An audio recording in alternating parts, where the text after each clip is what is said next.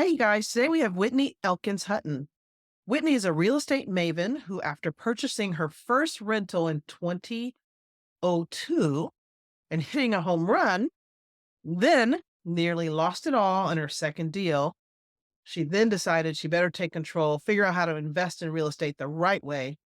Listen, this is a very, very common thing. We get lucky on our first one and then the second one falls apart. Or if you're like me, the first one falls apart and then you realize you better figure out how to do this. No, see, it wasn't my first one. It was actually like our 18th one when things finally fell apart, but they were falling apart before I got there. It's a matter of knowing that. So this story is not unique to me. It's not unique to Whitney. And I'm going to get back to her intro. Sorry. She realized that success must leave clues. So she studied and replicated the very personal finance and wealth creation strategies the wealthy use to create financial freedom. Today, she's a partner in over 700 million of real estate, including over 5,000 residential units and more than 1,400 self-storage units across 7 states, and has experience in flipping over 3 million in residential real estate. So she's run the gamut in how to create income through real estate. In her bigger podcast episode, number 340, you can learn more about her story, including how she managed to grow her empire using the BRRRR, B-R-R-R strategy, and how she funnels that forced equity into other passive strategy.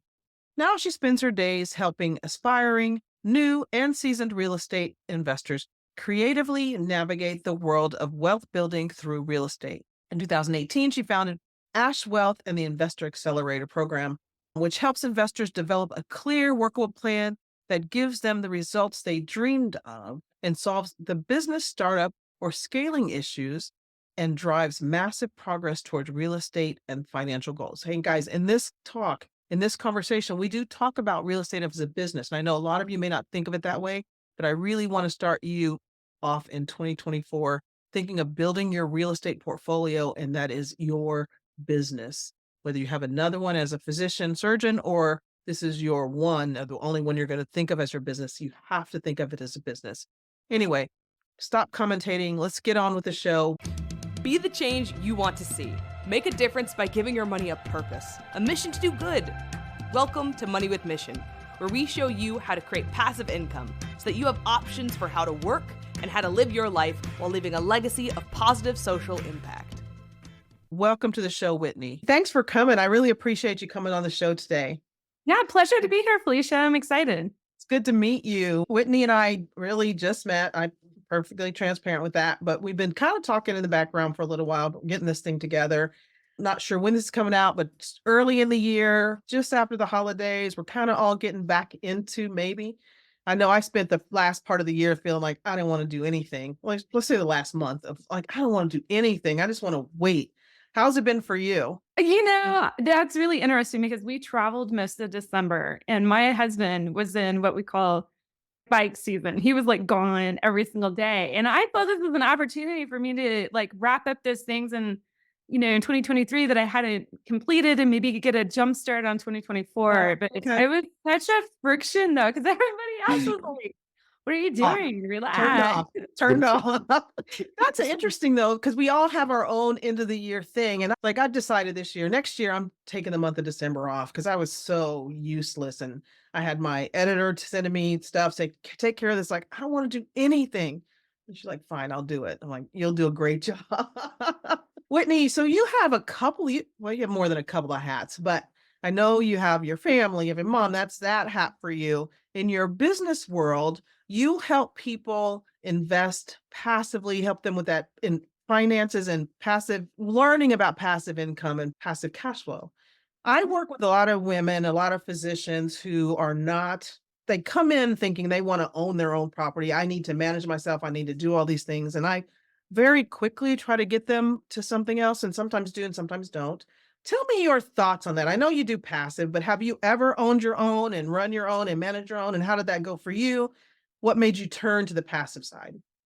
It sounds like a Star Wars movie, right? Well, just a little bit of context about me. I'm the director of investor education at passiveinvesting.com, and I'm also the founder of Ash Wealth. And just like you said, Felicia, my mission in life is to help people win the wealth game in the best way that fits for them. And I think that is kind of the root of helping people kind of solve this problem, right? Because so many people, choose a path to win the wealth game that doesn't fit with their lifestyle, with their goals, or, they get enamored by the returns on, say, like short-term rentals or fix and flips, and they pick their head up like 5 years later and they're like, oops, I built the wrong business.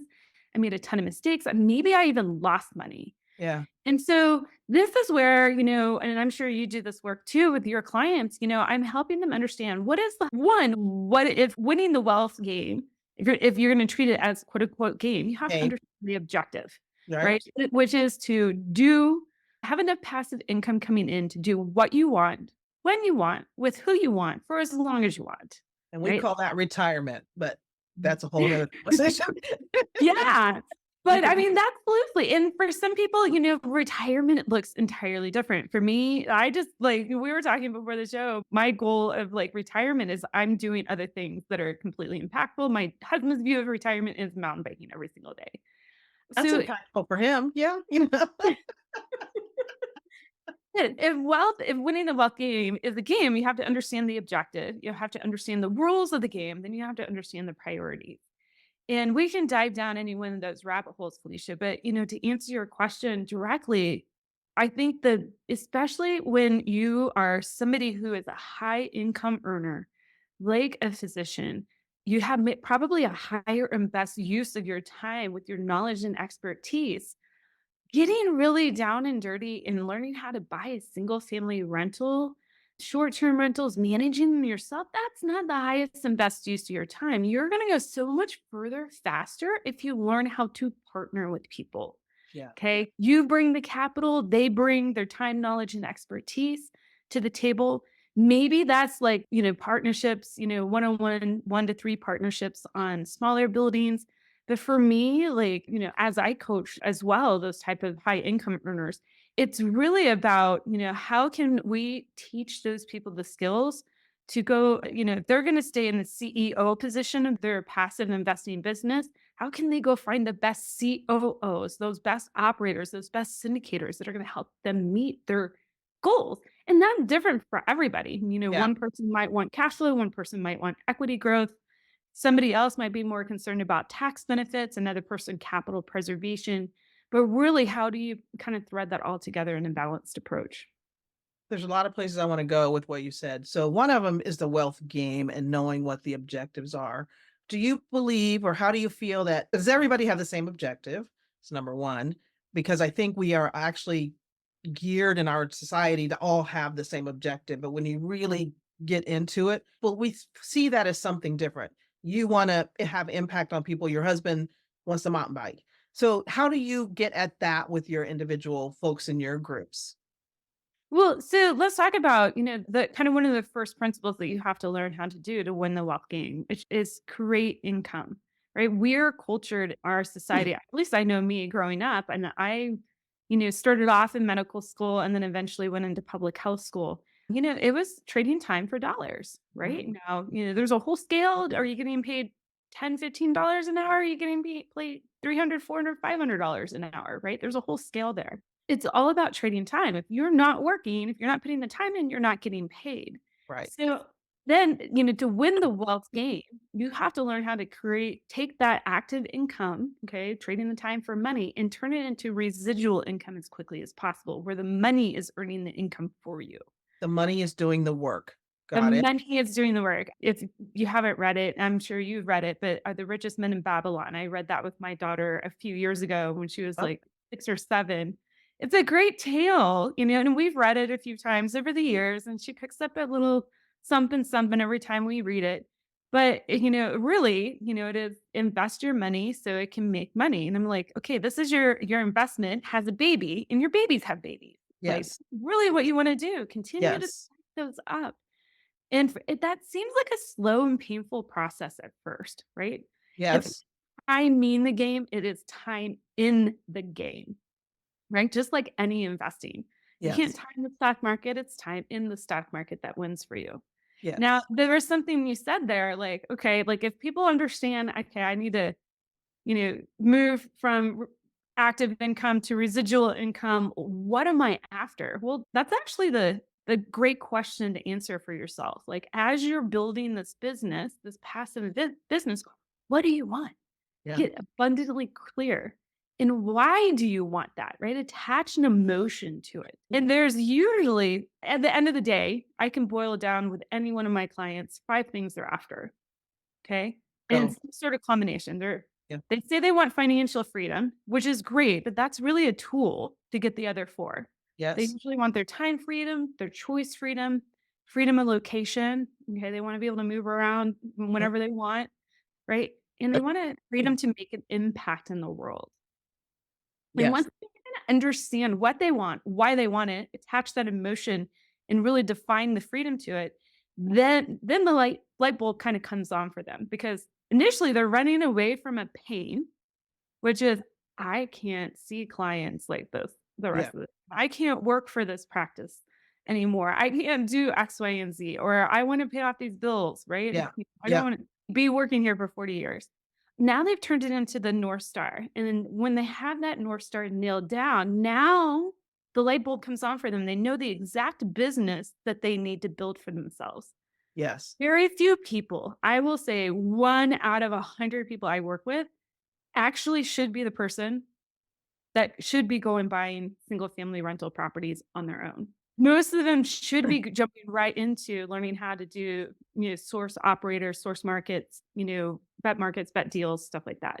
I agree. I agree. And for a lot of people, that individual investing is a stepping stone, perhaps a necessary stepping stone for them. Either Yes.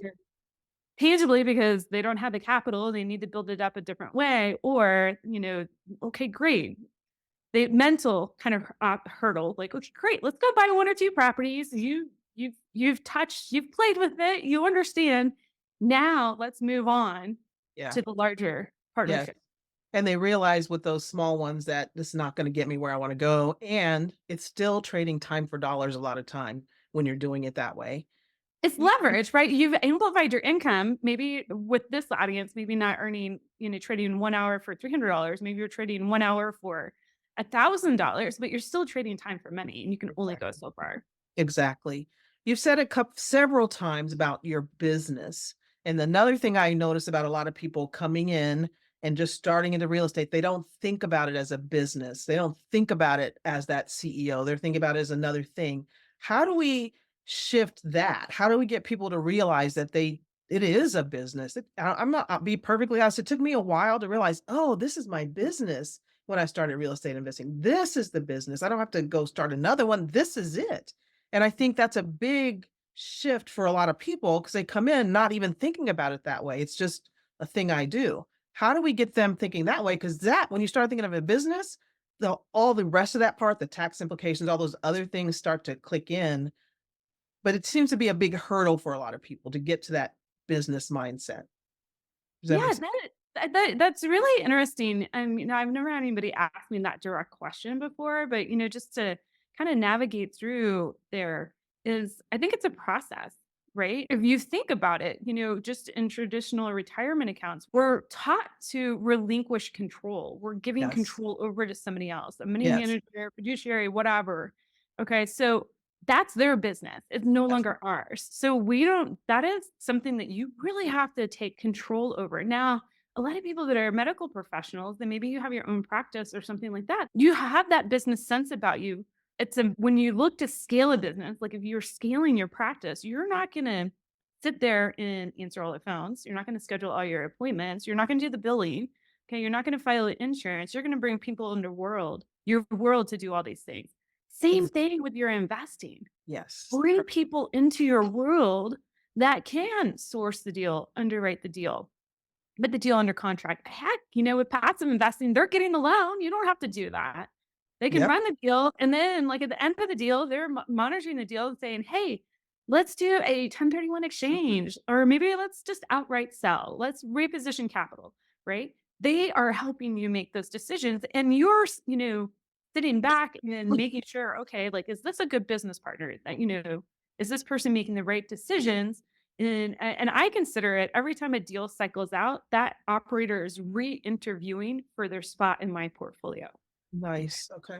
Okay. So those I would really kind of like go back to the core thought is very few people should actually be doing this themselves. If you're already the CEO in your practice, you're already running your, solopreneur business, stay in that position because you have those skills. Take advantage of those skills. A- Use that And when you're investing. perfect. And I loved how you said when you, as a physician, whether it's your own practice or you're employed, you're still not doing everything. You don't answer the phones. You don't do the blood pressures. You don't dip the urine. You don't do all those things. Somebody else is doing that. And the same, it should be the same with your investing. It's not, we don't need to micromanage our investing. Now, physicians are very much, if they're like me, control freaks. We want to be in control of it. We want to know every detail of the thing. We need to understand it. What's the best way? And we're just telling them that that's not the best way to do things. And a lot of times we do interview our staff. Sometimes somebody else hires them and we have to deal with what we got. But when it comes to your investing partners, you do want to interview them. And as you said, you want them to be interviewing and they're always making sure they're in your good side, have done great things for you so they can stay in your portfolio. But how do you find those people the first time? Where do you go? How do you just get into that ethos so that you can know who's a good partner, who's doing good deals and that kind of stuff? There's several actual questions buried in there, so I'll kind of tease them apart. First, you have quite a bit of control. I think what people, anybody, whether you're a physician or not, the one of the hesitations, one of the myths they tell themselves is if I invest in a passive deal, I have no control, Yeah. which is simply not true, right? Because you still have control over so many things. You have control over your setting your goals, your investment goals, setting your risk tolerance, setting your timeline for investment. Okay. You have control over who you work with, where you invest, in the deal you go into. Unless you're doing a larger fund or something like that, as you move up the scale from a single asset entity syndication into portfolio deals, fund deals, hedge funds, Yeah. yeah, you're handing over that control. Most Um, people don't start there though. That's Most kind of people don't start there, you can right? warm up to that. Actually, Right. I challenge that. Most people do start there. They start You're right. investing in their And 401k, and you're so they're Yes. writing a blank check to their 401k every month, and some money manager, they've just handed over. It's perceived to control. You want to know why? The illusion of liquidity gives them the feeling of control. Say that again. The illusion of where's the illusion? The The illusion of liquidity, meaning that they could go in and with a day's time period, liquidate their position and move it to cash, gives them the illusion of control of investing, which is simply in not true. the in the stock. And I don't even know that a lot of people think of it like that. It's just but I really love that you just said that you're investing in something you don't know anything about, whether you're in a real estate deal where it's a blind fund. In other words, they're going to invest in whatever they invest in with it. They're spelled out a little bit what their goals are. But that sounds scary. But you do it every day with your 401k. You just hand that over to somebody without even as much information as you're going to get from this person who's in a blind fund with real estate. So much said right there. I interrupted you so because you were on a good roll. So you can remember where you were. No worries, no worries. So, we bring it back to okay, now that we understand that we have an illusion of control in the stock market. Okay, and I want to invest passively, but I'm nervous, I'm scared, right? I like having control, right? Mhm. That's fine. I'm in the same boat. I do too. One, understand your goals. Again, what do you want? Why do you want it? Okay. When we talk about the financial part of your goals, what do you need from your portfolio? Do you need capital preservation, cash flow, equity growth, tax benefits? Set those up in order. Okay. Yeah. And I would, if somebody is saying, I need tax benefits first, you don't. You need something else when you look at retirements. Tax benefits should be seen as icing on the cake. Well, I know I probably ruffled some people's feathers here that especially if they have their own practice, but because tax benefits we're not 100% in control of. But anyways, let's set that aside for a second. Once you have that all, your initial goal set up, think about your timeline. Okay. The shorter the timeline for investment, the larger the risk you're probably going to have to take. So the Mhm. earlier, if I'm talking to you and you're in your, late 20s or 30s, you just graduated from medical school, man, you are in an amazing position. But if you're like, closer to retirement, hey, that's fine too. It's all about time in the investment, not timing the investment. Okay. Okay. All right. Then we get down to the operator, right? We want to invest with people that we know, love, and trust. And this is one of the amazing things that you do with Felicia with your group is helping people find those operators, right? Yeah. That, that have proven themselves and their worth. But we want to invest with people that have knowledge, background, experience. They have a team, right? I'm really leery about the one stop operator these Yes. days. That's I want to see scary. a team. Yes. We want to understand their track record in business philosophy. How are they using lending? Right? We want to ask all these questions. Remember, you are really good at interviewing people, or probably should be good at interviewing people, bringing them into your practice. Use that Yes. skill to find somebody to be not your office manager now, but your investment operations manager. Okay. Yes. Yes. And you can vary the operators. That's one way you can get diversity in your portfolio is varying the operators. Don't go nuts at first, maybe initially 3 operators, totally fine. I would consider growing that to 7 over time, over as you continue to invest. Because just by simply varying with amazing operators, you're going to get that diversification with investment markets, also probably with asset classes as well as the deal itself. Correct. Correct. There's some questions in there, but because a lot of things were coming up. It's like most of you, I think, know what an operator is. The operator is the person who runs the deal.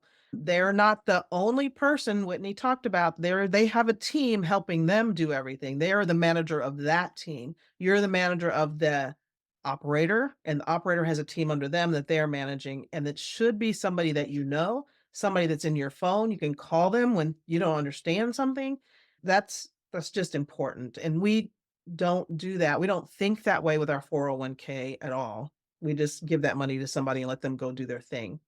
I want to talk a little bit about passive income as you work, not just in retirement, because that's a thing. We all go to school, we get a job, we think we're going to work until we retire, and then we're going to go on and have fun.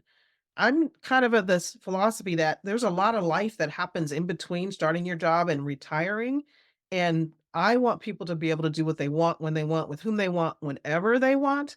And to me, that's the definition of retirement. Whether you're still working your job or whatever that is, if you have that ability, everything just seems so much better to me. I'm just going to say, to me, it's so much better to be able to decide I don't have to do this job if I don't want to. It's not like I can not go every day because you got patients on the schedule. Get it.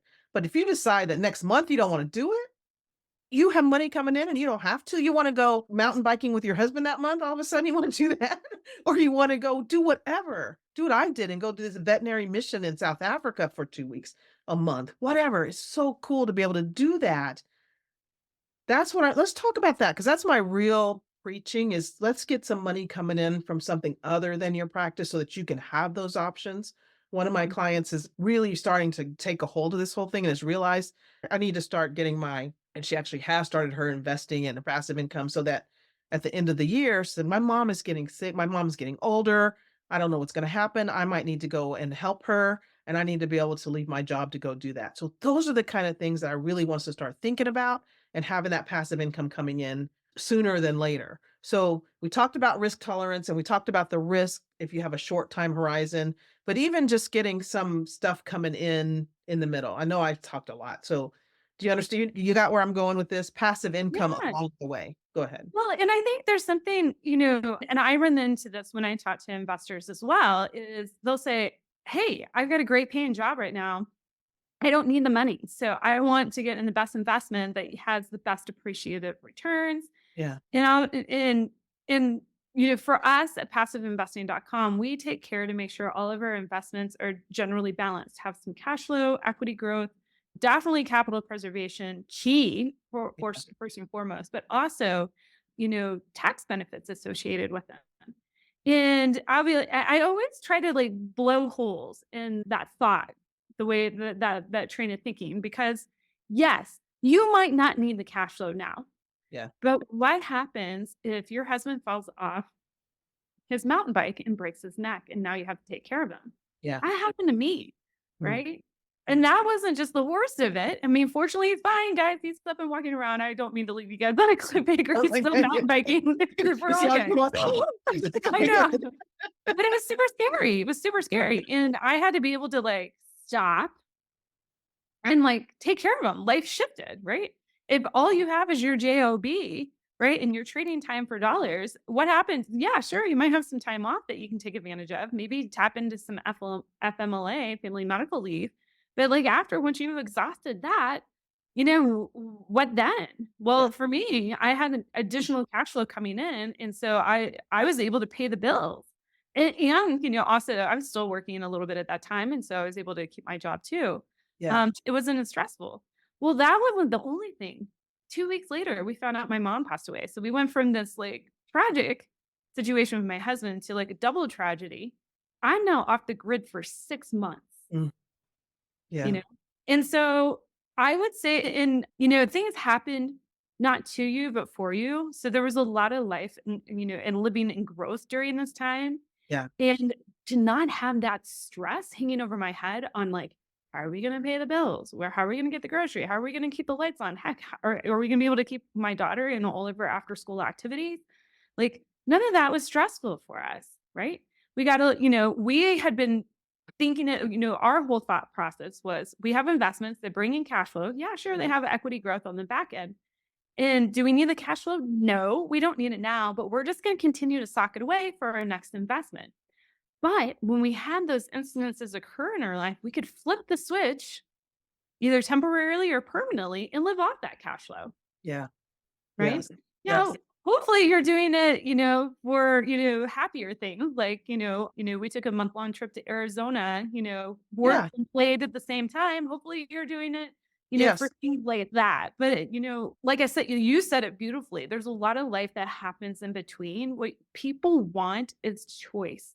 Again, yes. go back to those 5 freedoms. They want choice. They want that flexibility. And nobody talks about that. That's why you and I are out there bullhorns talking. You should have choice, and having flexible income is choice.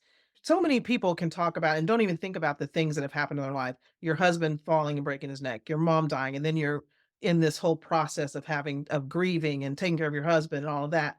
And you had the income to do it, to let you do it in peace. I think about the people in my practice, not even doctors, but patients who come in and their full physical problem is from stress, from Mhm. having to deal with all these things that they have no other way to deal with, but to keep functioning, they need to grieve for whatever's just happened. They need to be able to take care of their kid. They need to do all these things, but instead they have to keep doing what they have to do. And now they're stressed and it's affecting them physically. So all of us have to think about that, because from starting your practice to your retirement, a lot can happen. And then we all know people who retire and then get really sick or die shortly thereafter and never got to enjoy all the fruits of their labor over those times. So I guess Mhm. what I'm trying to say is we want to enjoy as we go. I Yep. love that message so much. I mean, that is, part of my passion. My father, he had Parkinson's disease and, he was diagnosed, pretty young, 45. And Uh-huh. then, but it progressed pretty rapidly. And by the time, and he was forced to retire in his mid 50s and then died at age 60. And when he was forced to retire in his mid 50s, I was a slap in the face for sure. You Mhm. know, but he pulled himself together, and he and my mom went on an amazing train trip through the Copper Canyon, and they came back, and that was the one trip that they got to take together in their retirements Mhm. because his health degraded so fast after that, and then he passed away. And so, and that's just one part of it. Like, how can you live life now, not in deferral? Yeah. And I love that you mentioned the stress of that, especially like if you have clients in your practice that are, living in that stress. I would love nothing more for, people to be better connected to resources to learn how to manage their financial situation better. That's one of the reasons why I wrote my new book, Money for Tomorrow, Multi-Generational Wealth That Lasts. And it's such an amazing book because it just walks people through simple the what is defining the wealth game? What is the objective? What are the rules? What are the principles that you need to adhere to that anybody can do, whether you got into real estate or not? That'll get you 85 to 90% of the way there because, the rest are tactics, Yeah. right? Um, So those are, resources to connect people to. But I love the fact that you're on, a mission to teach people, how to, live life now, Yeah. right? Yeah. Um, Say the and name like of I your said, book one hopefully more we're not. time. Say the name of your book one more time. Yes, money for tomorrow. Perfect. And it's out now. Can they go to Amazon to get it? Where will they be able to get it? It launches February 22nd, 2024 on Bigger Pockets. So you can Okay. go to get.biggerpockets.com/Whitney. And I believe pre-orders are opening this weekend, I believe. Okay. Okay. So by the time this is out, that should be there. It'll be in the show notes because I know nobody's sitting down there with a pencil or paper and all that kind of stuff. So it'll be in the show notes. Go there to click on that to get that. That's amazing. I'm so excited. Oh, your accelerator program. Talk about that a little bit. Yeah. So the Investor Accelerator program with Ash Wealth, that is, an extension, actually Money for Tomorrow is the core part of the Investor Accelerator program. It's such powerful information. I wanted everybody to be to have that accessibility, right? Because it's not about financial literacy, right? The knowledge of how to achieve financial freedom, it is free. It is all over the internet. It's a Yes. capability, the ability to execute on that information. So putting the right steps in the right order. I wanted people to have a demystified plan to follow Hmm. that would get them, 85 to 90% of the way to their goals. Now, okay, I know people, I know physicians, like you guys were kinder spitter. People are like, only 95% of the way or 90% of the way there. What about the other 10? That other 10 comes down to tactics, right? So one person's gonna, and buy their own real estate, another person's gonna invest in real estate, somebody else is gonna build a business, right? Those are the tactics. And, that's why I think the marriage of money for tomorrow and learning how to invest the way that best suits for you in the investor accelerator is such like a powerful marriage there. I teach people in the investor accelerator, there's two different ways you can go. I can help you build your active, say 1 to 50 unit portfolio. And we're very hands-on, building that together in a mentoring type relationship. And then I also do something similar to what you do, Felicia, is helping people understand all the ins and outs of passive investing on the other side, the passive investing mastery program. And that's your YouTube. That's a YouTube program, correct? I actually look, so I have the Investor Accelerator, it has the 2 arms, Okay. but I also have a free YouTube show, Passive Investing Made Simple, and that is, like, 90% of what I do is, like, free knowledge. I put it out there. Like I said, it's not about the knowledge. No, it's exactly. We You can can all learn think it of it for free, everywhere. You can know you know? everything. It's action, action, action, action. You can learn, you can sit there staring, and you can know everything you need to know about how to do something. But if you don't take a step, and a step is scary, it's scary, but having somebody there holding your hand, helping you navigate all the crazy that's out there is what I would recommend you have. I did it by myself. Promise you, I did it by myself. I don't want you to make those mistakes because it costs a lot. Well, it cost a lot in a lot of ways. You guys have heard that story. Whitney's story had the same thing. She bought property, she did well, and then all of a sudden, here you go. You got to you learn from your mistakes. You'll make them. We want you not to make the ones we made. So that's why we're 'Cause you're going gonna go make your own. you can go make your own and teach somebody else those. You could Yeah. just not make the ones we made. That's the whole thing. We want people not to make big, big, big mistakes and just kind of have somebody who knows who, while we are interested in what happens to you and we're invested in what happens to you, it's not our thing. So we're looking at it from the outside and can help you see things that you won't be able to see. And that is huge. Seeing what you can't see, that'll keep you out of trouble almost every single time. Promise you. Whitney, this has been really, really good. Okay, let's get just right down to the name of your book again. Money for Tomorrow, Building a Generational Wealth That Lasts. Okay. And your accelerated program, where can they find that? Ashwealth.com. Perfect. And all your free knowledge. Whitney's everywhere. You guys, you got to know this lady. Where can they get all your free knowledge, the stuff you're just putting out there so everybody can be smart and have that financial education they need? So if you're working just on cleaning up your finances and perhaps want one-on-one help, you can find that knowledge at ashwealth.com. If you're interested in, launching into the world of passive investments, you can find me at passiveinvestingwithwhitney.com. There Okay. you get access to the masterclass, all my skills boot camps, and then, potentially see open deals that we have. Perfect. So good. So much knowledge. Thank you. We could talk for a long time. I really, really appreciate you coming in. You guys, thanks for listening, and we will check you out soon. Take care. You've been listening to Money with Mission. There are projects happening right now where you can have a great financial return while positively affecting the lives of others. To learn more about our opportunities, go to moneywithmission.com.